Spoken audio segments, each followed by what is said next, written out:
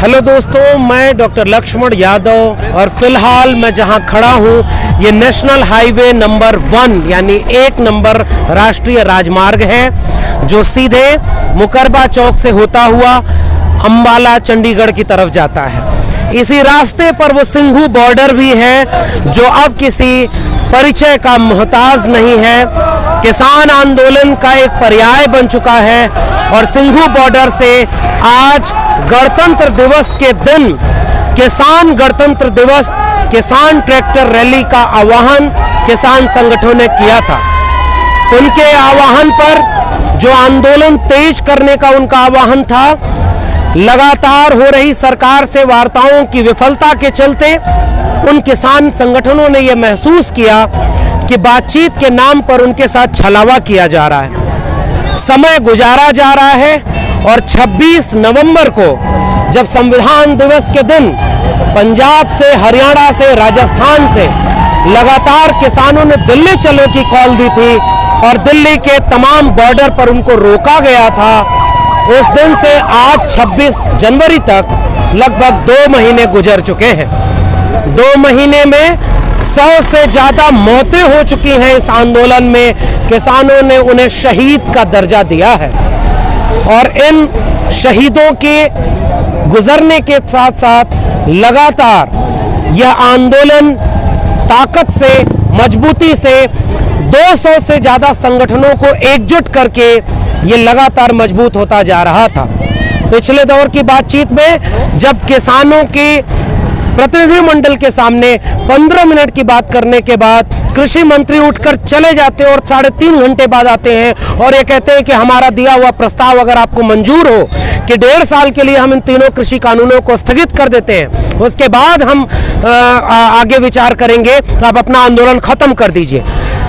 200 किसान संगठनों के भीतर जो एका है, 200 किसान संगठनों के भीतर जो सामूहिक निर्णय लेने की क्षमता है, एकीकृत आंदोलन करने की क्षमता है, उन्होंने लोकतंत्र को, जमहूरियत को मजबूत किया है। और उन सारे संगठनों ने यह मिलकर फैसला लिया कि हम तीनों कृषि कानूनों को वापस किए बिना अपना आंदोलन पीछे नहीं हटाएंगे। और उस सामूहिक निर्णय ने, आंदोलन की एकजुटता ने, ईमानदारी और मेहनत ने, इस जज्बे ने यह तय किया कि हम गणतंत्र दिवस के दिन जब तंत्र अपनी परेड करेगा राजपथ पर, उस दिन गण अपनी परेड करेगा दिल्ली के आउटर रिंग रोड पर। और हम लोग जब सुबह वहां पहुंचे तो सिंघू बॉर्डर के बीच में उन्होंने 3 से 4 जगह उन्हें रोकने की कोशिश की। यानी जो इजाजत दिल्ली पुलिस ने इन किसानों को ट्रैक्टर रैली के लिए, गणतंत्र दिवस परेड के लिए दी थी, 2 शर्तें लगाई थी कि जब वहां राजपथ पर परेड खत्म हो जाएगी तब आपको छोड़ा जाएगा और आउटर रिंग रोड पर जाने दिया जाएगा। ये दोनों शर्तों को उन्होंने बदल दिया। दिल्ली पुलिस अपने वादे से पीछे हट गई और उन्होंने 3 जगह पर उन्हें रोका। और मुकरबा चौक के पास जब हम लोग सुबह वहां पहुंचे, हमारे तमाम साथी, दिल्ली विश्वविद्यालय जेएनयू के तमाम शिक्षक, शोधार्थी हमारे साथ वहां खड़े थे। और जैसे ही हम लोग पहुंचे, बड़े बड़े बोल्डर, मिट्टी से लदे हुए ट्रक और हजारों की तादाद में पुलिस, पैरामिलिट्री और उन सारे लोगों की जमात। और दिल्ली पुलिस अपने वादे से मुकर गई और उन्होंने वहां किसानों को रोकने के लिए खड़ा कर दिया खुद को। और उसके बाद हमने अपनी आंखों से देखा कि जब किसानों ने कहा कि जो रूट हमें दिया गया है आउटर रिंग रोड का, हमें उस पे जाने दिया जाए, यानी मुकरबा चौक से सीधा होते हुए जो दिल्ली के चारों तरफ का बॉर्डर है, हमें वहां जाने दिया जाए। वहां जाने से उनको रोक दिया गया और बल प्रयोग हमारी आंखों के सामने किया गया। पुलिस के लोगों ने, जो लोग पैदल आगे आए उसमें युवा थे, बुजुर्ग थे, उनके ऊपर जबरदस्ती बल प्रयोग करना शुरू कर दिया, लाठियां चलाई। और हमने अपनी आंखों से देखा कि दर्जनों की तादाद में आंसू गैस के गोले एक साथ छोड़े गए। पुलिस ने किसानों के ऊपर लाठियां चलाई। उसके प्रतिक्रिया में किसानों ने अपने इन ट्रैक्टरों में बांध करके जंजीर, उन सारे बैरिकेड को, उन ट्रकों को, उन बोल्डरों को सड़क से किनारे फेंका। और अभी जो आप दृश्य देख पा रहे हैं, मैं NH1 पर खड़ा हूं, बुराड़ी के पास का ये इलाका है, हम लोग पैदल यहां तक आए हैं। और दूसरी तरफ जो ये रोड जा रहा है, ये सीधे इंडिया गेट की तरफ जा रहा है। तो जो किसानों को रोका गया, उनको धोखा दिया गया दिल्ली पुलिस के द्वारा, उसकी प्रतिक्रिया में किसानों ने अभी इस रूट को पकड़ लिया है। ये इनर रिंग रोड है और सामने आप लगातार देख रहे होंगे ट्रैक्टरों की तादाद। और हम पीछे से होकर आए हैं, सिंघू बॉर्डर के करीब तक गए थे, वहां तक हमने देखा एक बॉर्डर है सिंघू बॉर्डर। ऐसे 9 बॉर्डर दिल्ली के चारों तरफ के हैं जहां से आज ये ट्रैक्टर रैली शुरू होने वाली थी। उन 9 बॉर्डर पर लगातार तनाव है, किसानों पर आंसू गैस के गोलियां चलाई जा रही, लाठियां चलाई जा रही हैं और किसान पूरी तैयारी से आ रहे हैं। और अब ये ट्रैक्टरों का हुजूम जो आप देख रहे हैं, ये इंडिया गेट की तरफ जा रहा है। कहना यह है साथियों कि इस पूरे आंदोलन को देखना, अपनी आंखों से महसूस करना, दर्जनों की तादाद में जब एक साथ आंसू गैस के गोले हमारे ऊपर गिर रहे थे, किसानों के ऊपर फेंके जा रहे थे, उस समय एक सवाल जहन में आ रहा था कि यह लोकतंत्र, यह गणतंत्र किसका है? तंत्र के प्रतीक के रूप में पुलिस प्रशासन, पैरामिलिट्री, उनकी बंदूकें, उनके आंसू गैस के गोले, उनके ट्रकें, उनके बोल्डर, और दूसरी तरफ ये आम आवाम, ये गण जो तंत्र के सामने चुनौती बन करके खड़े थे। इन ट्रैक्टरों पर जो ये लोग बैठे हैं, ये कौन लोग हैं? इन्होंने शायद अपने जीवन में कोई आंदोलन नहीं किया होगा, लेकिन ये लोग असल में भारत के लोग हैं, जिन्होंने अब इन ट्रैक्टरों को, जो बात समझने की है कि इन ट्रैक्टरों के ये पहिए कल को खेत में जमीन को उपजाऊ बनाने के लिए, मिट्टी को उपजाऊ बना करके इस देश का पेट भरने के लिए, इसके डीजल उसमें चलते थे, पहिए उसमें चलते थे।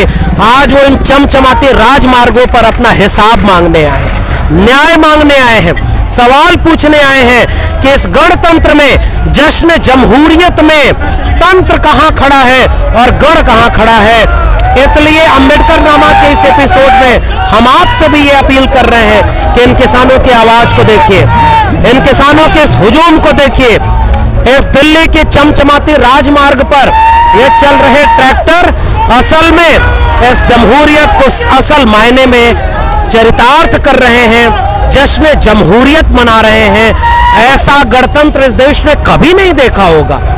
कहने को तो ये दृश्य कोई गर्व करने वाले दृश्य नहीं है कि जब लॉ एंड ऑर्डर किनारे पड़ जाए, जब इस तरह का हुजूम, एक बार मैं अपने साथी से कहूंगा कि वो ये दूसरी तरफ कैमरा दिखाएं।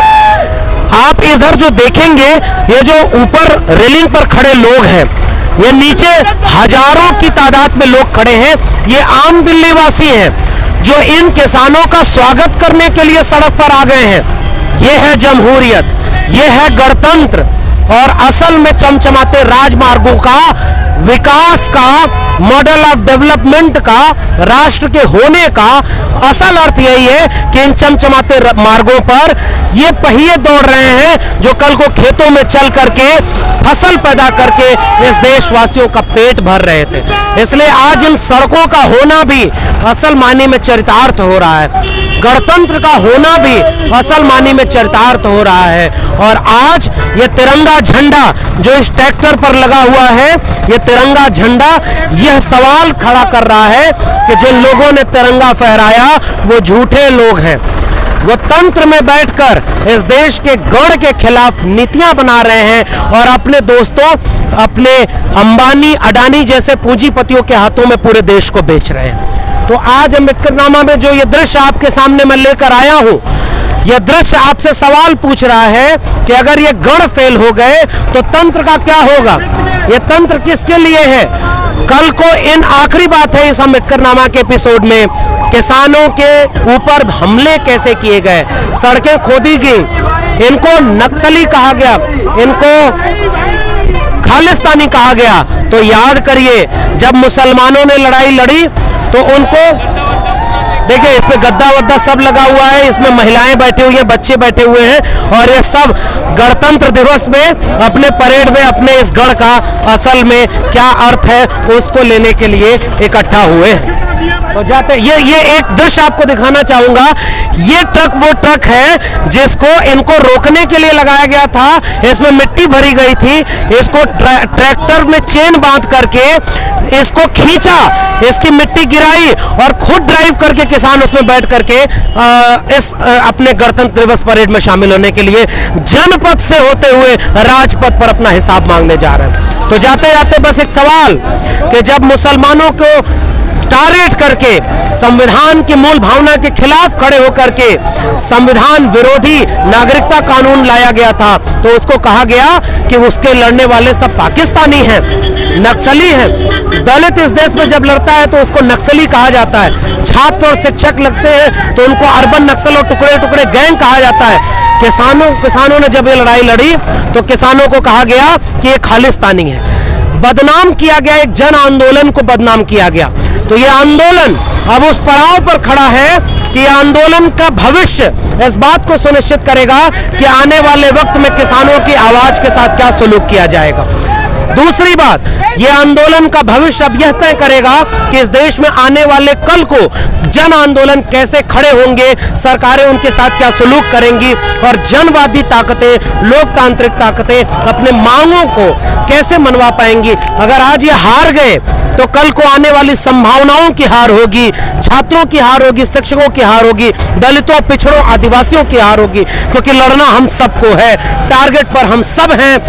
और नवाज देवबंदी के एक शेर के साथ ये बात खत्म करूंगा कि जलते घर को देखने वालों, पूस का छप्पर आपका है, आग के पीछे तेज हवा है, आगे मुकद्दर आपका है।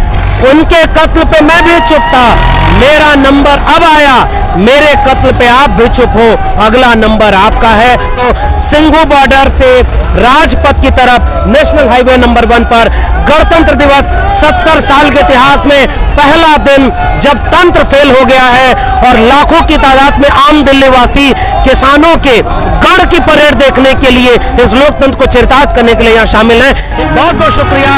जय हिंद, जय भीम, जय भारत। इनका